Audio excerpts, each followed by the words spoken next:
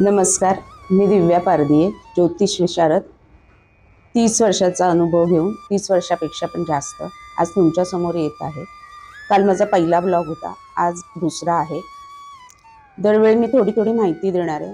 अगदी कन्फ्यूज होईल, गोंधळात पडाल असं सगळं नाही काही सांगणार आहे, कारण ज्योतिषशास्त्र हा विषयच किचकट आहे. शिकायला थोडा वेळ जाईल. 12 राशी आहेत.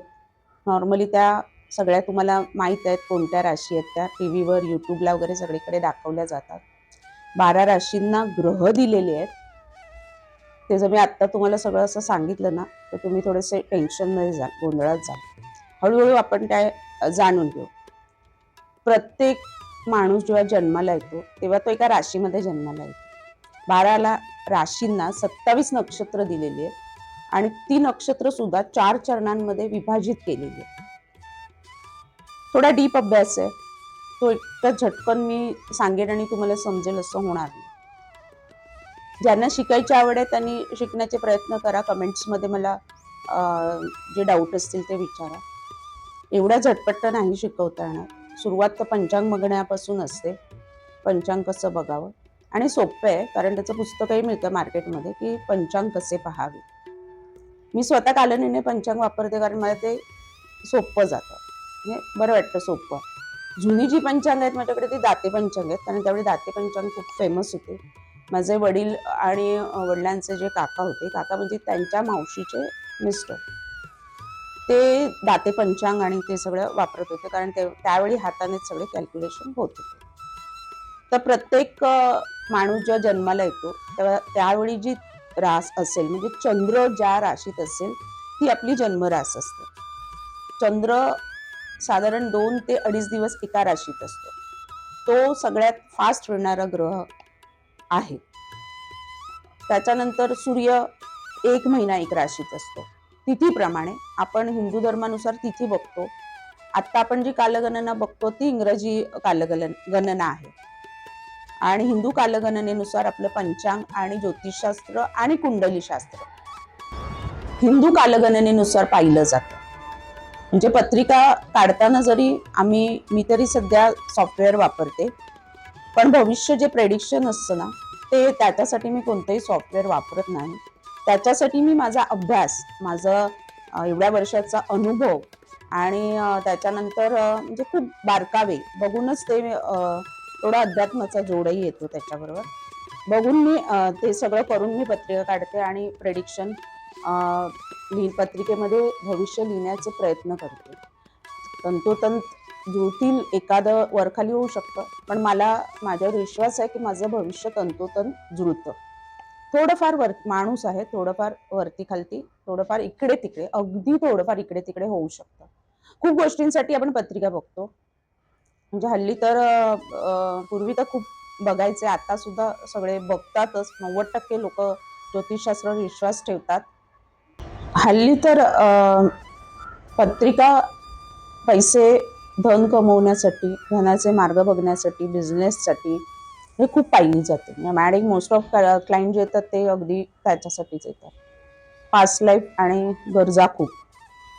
त्याच्यानंतर संततीसाठी बघितली जाते, विवाह सौख्यासाठी बघितली जाते, शरीर, प्रकृती, आजारपण, ॲक्सिडेंट योग, त्याच्यानंतर मैत्रीमधली फसवणूक, पार्टनरशिप, रिलेशनशिप, व्यवसाय, नोकरी, परदेश योग, भाग्योदय, नंतर नुकसान जर होत असेल किंवा कायदेशीर गोष्टी, खटले, याच्यासाठी पत्रिका बघितली जाते. भावंड सुखासाठी पत्रिका बघितली जाते.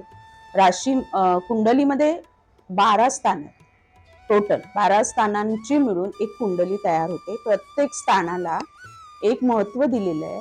आपण प्रत्येक स्थानात एक आकडा टाकला तर 1 2 3 4 5 6 7 8 9 10 11 12 असं 12 खाण्यांचा एक कुंडली तयार होते, आणि प्रत्येक खाण्याला भविष्य बघण्यासाठी एक महत्व दिलेलं आहे. त्या खाण्याच्या महत्वानुसार तिथे येणारी राशी म्हणजे आकडा, तिथे येणारे ग्रह जन्मता, याच्यावरती भविष्याची सगळी प्रेडिक्शनची सांगड घातली जाते. आणि आपण ते हळूहळू पुढे शिकणार आहोत की काय योग असल्यानंतर काय होऊ शकतं, कुठे कोणता ग्रह असेल तर काय होतं. त्याच्यानंतर ग्रहांचे दुरुपयोग म्हणजे कोणते ग्रह चांगलं फळ देतील, कोणते ग्रह फळ चांगलं देणार नाही, किंवा असं सगळं त्याचं काय उपाय केल्यानंतर त्याच्यामध्ये आपण सुधारणा करू शकतो. म्हणजे एखादी जखम झाली आहे समजा आपल्याला शरीरावरती, लागलंय, खरचटलंय, मार लागलाय, तर ती आपण तशीच ठेवून देत नाही ना, बरी करण्यासाठी काहीतरी आपण वापरतो. मग तेच आहे, ग्रह जर बिघडला असेल, ग्रहाला जर जखम झाली असेल, तर तो बरा करण्यासाठी आपण उपाय करतो, रत्न घालतो आणि त्याला बरं करतो. कधी कधी मोठ्या जखमा बरं होणं कठीण असतं, पण त्याची तीव्रता मात्र नक्कीच ज्योतिषशास्त्राच्या उपायातून कमी करता येते. आता यापुढे आपण असेच हळूहळू एक एक कुंडली, ज्योतिषशास्त्र, वास्तुशास्त्र, खूप मोठा विषय असल्यामुळे मला एका व्हिडिओत तो घेता येणार नाही, आणि तुम्हालाही मी ते खूप सारं घेतलं तर बंपर होईल, डोक्यावरनं जाईल. तर मी हळूहळू ते तुम्हाला सांगण्याचे आणि शिकवण्याचे किंवा समजून घेण्याचे प्रयत्न करणार आहे. काल आपण एक उपाय दिला होता सकाळी उठल्यानंतर, तर आजचा दुसरा उपाय, तुम्ही जेव्हा मी जे काल सांगितलेला उपाय करून, हे घरगुती अगदी 1 सेकंदाचे उपाय आहे आणि 100% फायदा मिळतो, फायदा होतो, रिझल्ट मिळतो, मन शांत राहतं, बरेचसे पॉझिटिव्ह गोष्टी होतात, चांगल्या गोष्टी, चांगली माणसं मिळतात, चांगल्या गोष्टी होत जातात.